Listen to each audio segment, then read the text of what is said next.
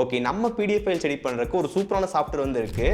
இந்த சாஃப்ட்வேரில் நம்ம பிடிஎஃப் ஃபைல் கம்ப்ளீட் எடிட் பண்ணிக்க முடியும், மெர்ஜ் பண்ணிக்க முடியும், கம்ப்ரஸ் பண்ண முடியும். அதுக்கப்புறம் புதுசாக ஒரு பிடிஎஃப் ஃபைல் வந்து கிரியேட் பண்ண முடியும். அதுக்கப்புறம் ஒரு பிடிஎஃப்ல ஒரு பாஸ்வேர்டு இருக்குது அப்படின்னா அந்த பாஸ்வேர்டு மட்டும் ரிமூவ் பண்ணி தனியாக சேவ் பண்ண முடியும்.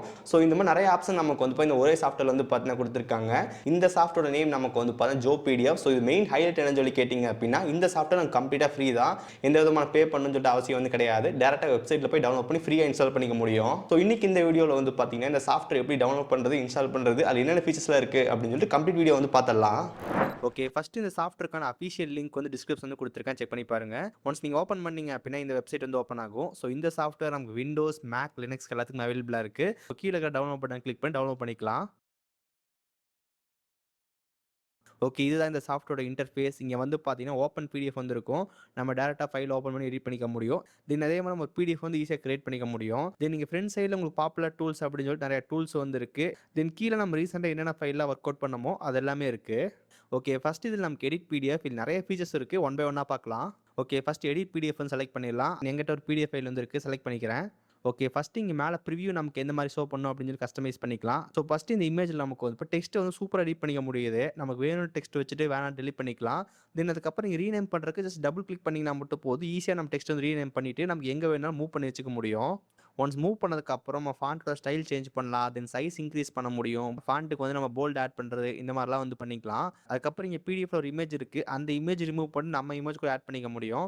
ஒன்ஸ் டெலிட் பண்ணிவிட்டு நம்ம கிட்ட இருக்கிற இமேஜ் எடுத்து ஜஸ்ட் ட்ராக் அண்ட் ட்ராப் பண்ணிக்கலாம். தென் ரீசைஸ் பட்டன் கிளிக் பண்ணி நம்ம ரீசைஸ் வந்து பண்ணிக்க முடியும். தென் சைடில் நமக்கு ஒப்பாசிட்டி வந்து இருக்குது. நம்ம எவ்வளோ வேணும் அப்படின்னு சொல்லி கஸ்டமைஸ் பண்ணிக்க முடியும். தென் அதுக்கப்புறம் உங்கள் பேஜ் வந்து பார்த்தா முன்ன பின்ன மாற்றணும்னு நினச்சிங்கனாலும் ஈஸியாக மாற்றிக்க முடியும். தென் அதுக்கப்புறம் நமக்கு இதில் வந்து வாட்டர் மார்க் வந்து பார்த்து ஆட் பண்ணிக்கலாம். ஸோ இப்போ எக்ஸாம் நான் ஒரு பிடிஎஃப் வந்து செலக்ட் பண்ணிட்டு எனக்கு என்ன டெக்ஸ்ட் வேணுமோ டைப் பண்ணிக்கிறேன். ஒன்ஸ் நம்ம டைப் பண்ணி முடிச்சக்கப்புறம் கீழே உங்களுக்கு வந்து எல்லாமே அட்ஜஸ்ட் பண்ணுற மாதிரி வந்து பார்த்தீங்கன்னா கொடுத்துருப்பாங்க. உங்களுக்கு எந்த மாதிரி வேணும் அட்ஜஸ்ட் பண்ணிக்கலாம்.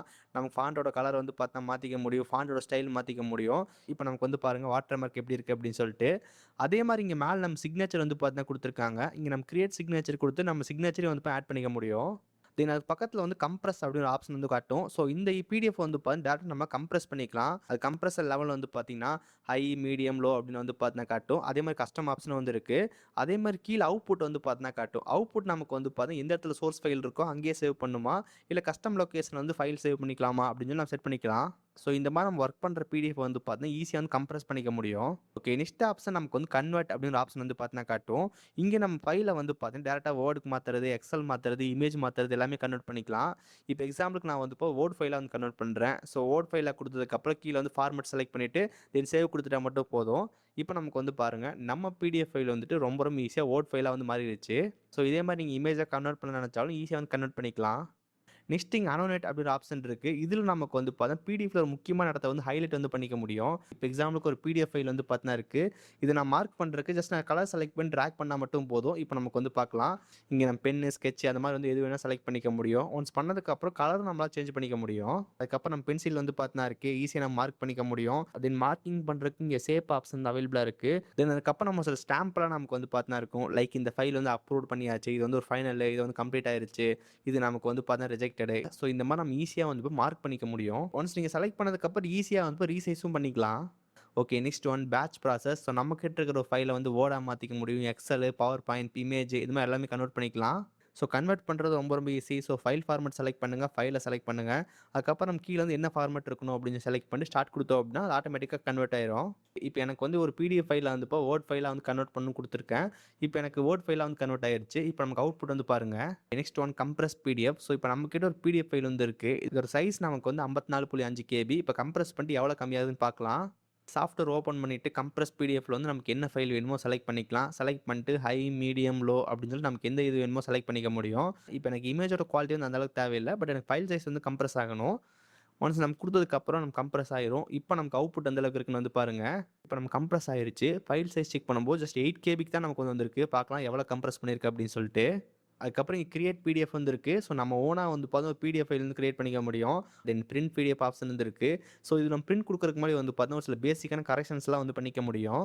Okay, next one organise PDF. So நம்ம பிடிஎஃப் ஃபைலில் வந்து பார்த்தா ஜஸ்ட் அந்த பேஜ் நம்பர் வந்து ஈஸியாக சேஞ்ச் பண்ணிக்க முடியும். உங்களுக்கு ஒன்ஸ் ஃபைல் செலக்ட் பண்ணி முடிச்சக்கப்புறம் நமக்கு எல்லா பேஜ் வந்து பார்த்தீங்கன்னா காட்டும். பேஜ் சேஞ்ச் பண்ணுறதுக்கு ஜஸ்ட் ட்ராக் அண்ட் ட்ராப் பண்ணால் மட்டும் போதும். Next one encrypt PDF. So இதில் நம்ம கிட்ட வந்து ஒரு பிடிஎஃப் ஃபைல் வந்து இருக்குது.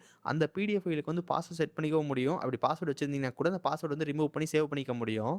தென் லாஸ்ட்டா நமக்கு வந்து ஃபில் அவுட் ஃபார்ம் வந்து இருக்கு. பேசிக்கான ஃபில் அவுட் ஃபார்ம் வந்து பார்த்தீங்கன்னா இருக்கு. இது நம்ம குயிக்கா வந்து சிக்னேச்சர் பண்றது அதுக்கெல்லாம் யூஸ் பண்ணிக்க முடியும். இந்த ஒரே சாஃப்ட்வேர்ல நம்ம பிடிஎஃப் ஃபைல கம்ப்ளீட்டா எடிட் பண்ணிக்க முடியும். ஸோ இன்னைக்கு இந்த வீடியோல வந்து பார்த்தீங்கன்னா, இந்த சாஃப்ட்வேர் எப்படி டவுன்லோட் பண்றது, எப்படி யூஸ் பண்றது, என்னென்ன ஃபீச்சர்ஸ் இருக்குன்னு சொல்லி எல்லாமே பார்த்திருந்தோம்.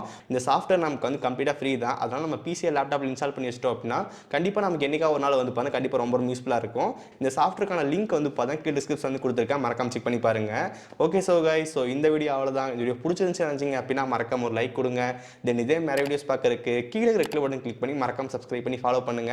ஸோ இந்த வீடியோ அவ்வளவுதான். சந்திக்கிறேன். See you guys. Bye. Have a nice day.